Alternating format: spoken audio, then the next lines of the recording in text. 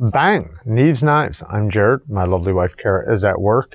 And this is the Twosun TS116. Now this is going to be one of their more budget knives for Twosun. You probably get these probably for around 30-40 bucks, depending on, you know, where you buy them from. This is in 14C 28N G10 steel liners and steel clip.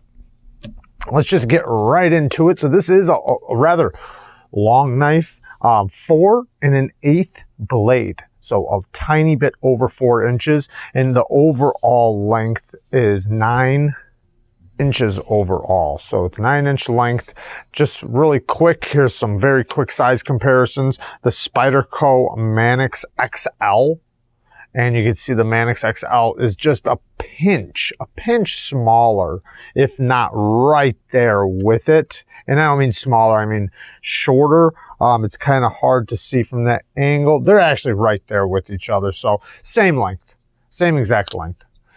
Now here's another one if you like Wharncliffes, because this is going to be a precision utility cutter, and we'll get more into that in a second, but same length as the Yojimbo, just, you know, sleeker. So if this is just too big for you, but you want the same, you know, some of the same benefits. And then here is just one more, the Para 2 PM2. You can see how much longer it is, but it doesn't feel like a big knife. As long as it is, you know, you have the choil, so, you know, you can get right up there close to the blade. And I did not sharpen this, but I did strop it. I love the 14C28N that Twosun does. I think they do a great job with it. I've had lots and lots of good results, you know, including on here. I didn't need to sharpen it, and I've sharpened so many Twosuns at this point. I really didn't need to. Now, this knife was sent to me and gifted to us by Benjamin. Benjamin, thank you very much. Also one of our patron members. I hope he doesn't mind me saying that. I appreciate you doing, you know, just supporting us as much as you do, buddy. Thank you very much, man. And thank you for the knife also. This is an awesome knife, and this kind of gets into the realm of, because I have another video that I'm talking about with squeezing a knife versus actually using a knife. But anyways, we'll kind of get into it. So this is going to be a more of a precision utility cutting knife. Can it slice? Of course it can. And the geometry is very, very nice. Behind the edge thickness is about 14 thousandths on this thing. So great slicer, you know. The blade stock isn't too thick. I'll write down the measurement on the screen right now, what the stock thickness is. You know, it's thick and strong, but it has a great taper from thick to thinner to thinner to thinner, all the way down to a very, very precision tip that is just going to be very acute and is going to allow you to do those precision cuttings, especially like if you need to do them in a corner or, you know, like in a place where you can't get your hand or anything like that. You can get this utility blade. So if you have a job that requires lots of utility cutting, this is a great knife for that. But first, let's talk about its slicing, because it still slices really good. There's no problems with its slicing. You get a decent amount of leverage behind the cut. We'll talk about the ergos in a second, but as for the blade passing through materials, no arguments whatsoever, especially for a Wharncliffe blade shape that's, you know, primarily going to be utility cuts. It blazes through things. And then if you need to go from utility cut to slicing, this is going to do a really good job at that, regardless that it doesn't have any belly. Now, for utility cuts, I mean, this thing's a monster. It's a beast. It's going to be about as good as it gets for utility cutting. And some of that's going to have to do with the ergos, but just the blade itself and how acute the tip is and how it's nice and flat, you get a ton of leverage into that tip. It's almost like an extension of your finger as a claw. Now, you know, even like doing shapes, like you can cut shapes out really well. You know, piercing, it's going to pierce very, very, very well. And then since you have so much leverage behind that tip, you're going to be able to put that piercing power into a cut. And it's going to drag the materials under into the edge and just work really good. Now, because of the ergos, that's what I keep talking about. Let's talk about this. So if you look, it does like a half moon thing, right? So that half moon thing, I found that this knife isn't so much, I mean, when you're slicing, yes, you know, you're kind of holding it like that a little bit, you know, like just the primary regular grip. But I think that this knife is made to be held like this. It's more or less like this. Now, you can do regular slicing like this, like if you do the pinch grip when you're doing regular cutting, then flip around, do another cut like that, you know, if you have to do cuts in that direction. But right there, like to go from this cut, or like say if you're cutting down something, or like this, however, you know, you cut down, then you want to go into a utility cut. This grip, the way it lays across your palm, to, you know, like basically a straight shot to your finger. That's what I mean about it's almost like an extension to your finger. You can aim very well and draw down. Like say if you had to do, you cut some tape out, or if you had to mark a line down this thing and you needed to cut this piece of foam that's right here in half, right? But you wanted a perfectly straight line. This knife would be great for that.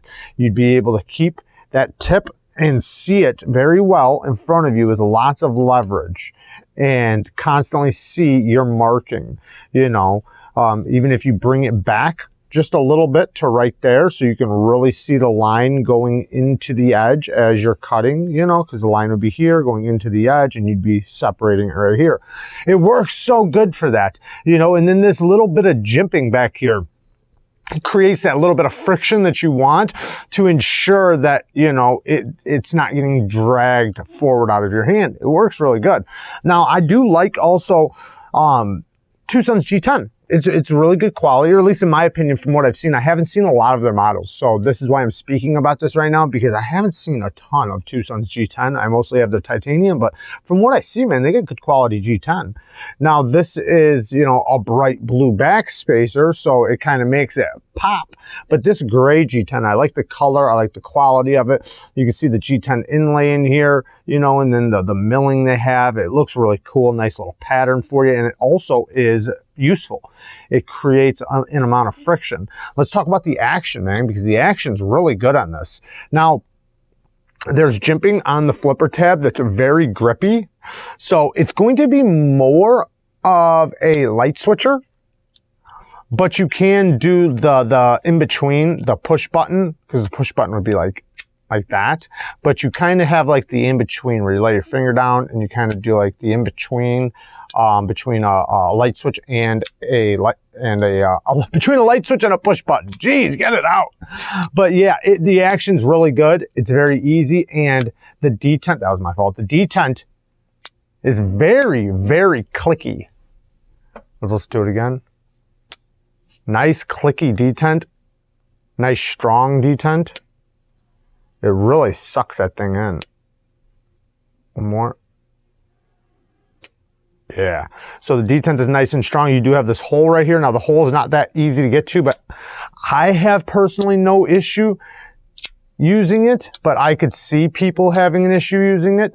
See, that's my fault, but you really got to get the meat of your finger in there. People love it when I say get your meat in there, but you really got to get your meat of your finger in there. And you can also do the pinch, pop it out, slow roll it, but the thumb will go in there and get it if you're really, you know, pushing it in there.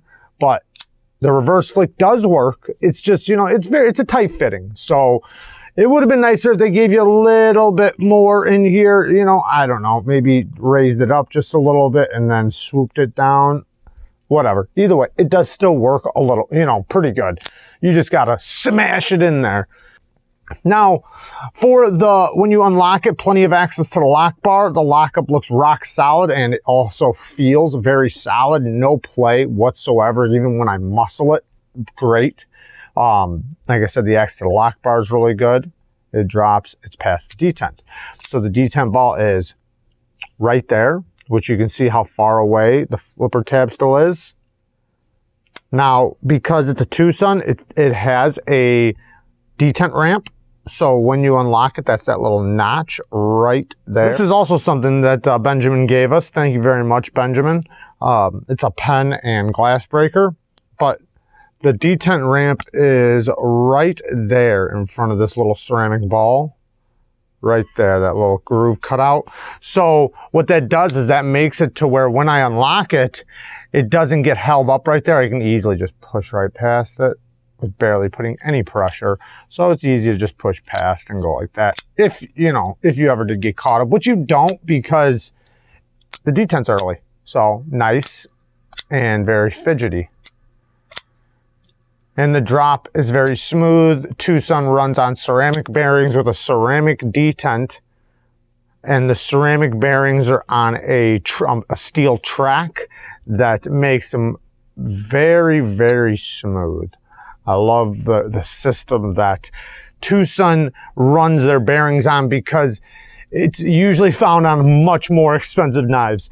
All big hardware, all big T8s. Love to see that even on the clip, the deep carry clip. Now, the clip works great. Now, in the clip that I have, it going in the pants I have, if you notice, it's like a leather patch over the pocket. It's for pocket knives and stuff like that. It's ultra thick.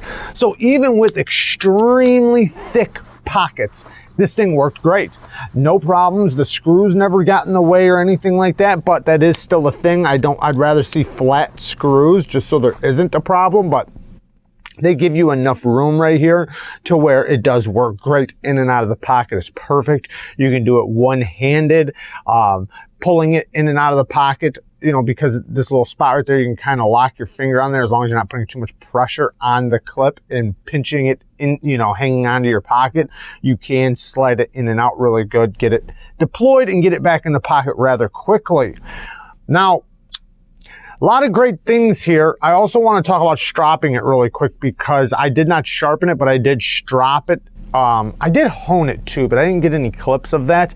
But I did film a little bit of stropping. So I noticed that with this 14C28N, I got really good performance out of the stropping when I used more of a furry leather, then topped it off with a harder leather.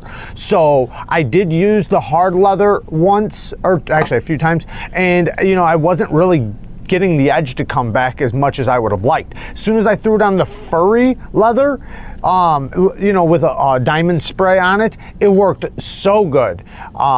So actually the furry one has a compound, has a diamond compound. So a 2 micron compound, and then the hard one has a diamond spray. But regardless, it wasn't about the compound, it was more or less about the leather. And yeah, I just got better results when I used the furry first, then finished with the hard leather rather than just using the hard or just using the furry. Now, if I was going to use one or the other, I would rather use the furry. At least on this one, because I got, you know, it came back a lot better on that. And the edge just kept coming back, still has a great edge on it. I had a couple little spots, like I feel a little bit in here and a little bit at the tip, but every time I strop it, it strops back just fine. And that's another thing, man. That's why I love 14C28N. It is a very simple steel, but it just seems to work great. Even though, if you look up the makeup of 14C28N, it's a very simple steel. I mean, you wouldn't think it would get the kind of performance it does, but I think that's the beauty in it. Sometimes just the perfect mix, you know, the perfect batter or whatever you want to say, just seems to cook really good. And that's the case with 14C28N. It does good at different HRC numbers, you know, between, you know, like it has a really good you know, variations, I guess. And it just seems to be pretty easy for the companies to do. And for the stropping capabilities, it always strops back really good. It's extremely easy to sharpen. And even though it's easy to sharpen, you get a great amount of edge retention for how easy it is to sharpen. And it takes an extremely keen edge. So I love 14C28N. I should get a shirt that says 14C28N rocks or something. Anyways, let's get into some bad, because there are a few bad things here. So one, Twosun satin finish. Even though it looks so beautiful fresh out the factory, it scratches and gets lots of fingerprints, man. It's just, oh. You always want to wipe it. I wish they would stick with more of their stone washing, which I do like. I love their stone washing. I actually love their satin finish too, because it looks so good. If This one's getting scratched up now, but it looks really good fresh out of the factory. The belt lines just look so, I don't know if you'd call it sexy, but man, they just look good. But this is specifically with their Sandvik steels. It doesn't do good. Not meaning it doesn't do good like in cutting or anything, but it doesn't do good with fingerprints and with stuff like that, scratches. I would prefer if they did their Sandvik steels in a stone wash and then S90V or M390 in the satin finish or something, because I don't seem to get the same thing from their D2 or their other steels with the satin finish. They usually do their M390 and S90V in a stone wash and then their other steels in the satin, but for some reason it's only the Sandvik steel that gets crazy fingerprinty and scratchy. Anyways, that's not that big of a deal. And if you're going to use your edge, you know, or your knife, you're going to have, that's just something you have to put up with. I forgot to mention the jimping. The jimping does work, you know, it's decent jimping, but let's get back to the bad. So another bad thing is when it's closed, okay, it's nice and centered. Everything's great in that sense. Now, if I smash my finger right here and when I really smash it in, I can clip the tip. Okay, now I never noticed that until I tried it, so it's not like it ever poked me. I never put my hand, because usually it's going like this in the pocket, so it's not like you're going to poke yourself in the pocket or anything. And if I just go like this, I don't poke myself. I have to push my skin in there to actually get it. So that's a thing. Next thing, when it's closed, this is a problem. The edge is right there. I can touch it without barely touching it. Now, going this direction, like if I slid off of the flipper tab and hit it right here, I don't think I'd cut myself because they have the choil and technically you're actually rubbing this direction. But if you slid your finger from here and you pushed your finger like this and slid it straight up through this groove, you will absolutely cut yourself without a doubt. Even after a couple sharpenings, you probably still will. So I can absolutely touch it and cut myself on it if I attempted to. You can see it right there. I mean, it's not far down. I'm touching it right now. So that is a thing. Like I said, I don't think it'll be much of a problem without you actually sliding your finger up this way. I don't think this way will really get you too bad going from here to here. And the jimping is done very well. So I haven't slipped off of it. So next thing, the clip works so good, right? And I'm happy that they put this, the clip looks, I mean, I don't think it looks good. I don't like the shininess. I think the shiny clip looks horrible. I think they should have stonewashed it or did something else to it. It just looks cheap. But, you know, because if you look at the liners are stonewashed. The liners look great. Great looking liners, nice and stonewashed. They're not extremely shiny. I hate it when they do the shiny liners, but it looks good. I wish they would have matched the clip to that. Also, for such a long knife, there's quite a bit of weight relief on the one side. On this side, there's not, but on this side, I mean, it's about as milled out as you can get. There's huge pockets milled out. So the weight is actually relatively decent for such a long knife. Now, besides that, it's tall, right? They did that so that you didn't have a problem with the screws, which I understand that. But when you are holding it in this grip, because it gets so narrow right here, it's so narrow and it's already kind of, not that it's fat or anything, but you know, it's a great thickness, that now with this clip on this little narrow end, you know, it does become a little spot back there in this grip. Now, I did find that I'm mostly using it in this grip, you know, like kind of angling it, which never gave me a problem. So let's just say this, if I squeeze it like this, it gives me a hot spot, but in actual performance and using it, it doesn't. So, you know, take it for what it's worth. But other than that, this thing's awesome, man. You know, especially for the price you're going to buy it at. But I do think it's a specific kind of duty driven. I think there's a lot of knives that might be able to perform the slicing capabilities of this, possibly even better.